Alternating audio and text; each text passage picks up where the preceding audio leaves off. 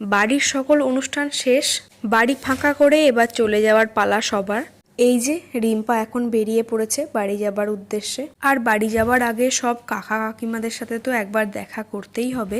অনেকদিন একসাথে ছিলাম, মনটা একটু খারাপ হচ্ছে, তবুও মনের কষ্টটা চেপে রেখে এখন হাসিই করছি, কারণ হাসি মুখে বিদায় নেওয়াটাই ভালো। অনুষ্ঠানের সময় সবারই একটু চাপ ছিল, তাই আজকে দুপুরে সবাই একটুখানি রেস্ট নিচ্ছে। আর এদিকে এই ঘরে দেবাঞ্জন দিম্মার সঙ্গে শুয়েছিল, তো সেখানেও রিম্পা একটু কথাবার্তা বলে এলো ভাইয়ের সাথে।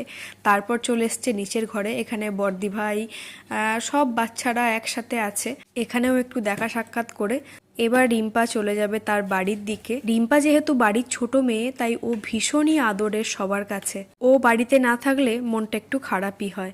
যাই হোক, কি আর করা যাবে, বিয়ে হয়েছে যখন শ্বশুর বাড়িতে যেতেই হবে। আর এখানে এই যে অনুষ্ঠানের সব বাসনপত্র মেজে ধুয়ে রাখা হয়েছে, এরপর ডেকোরেটার্সের মানুষজন এসে এগুলো সমস্ত নিয়ে চলে যাবে। আগামীকাল রয়েছে আমাদেরও বাড়ি ফেরার দিন। আজ তবে এইটুকুই, টাটা।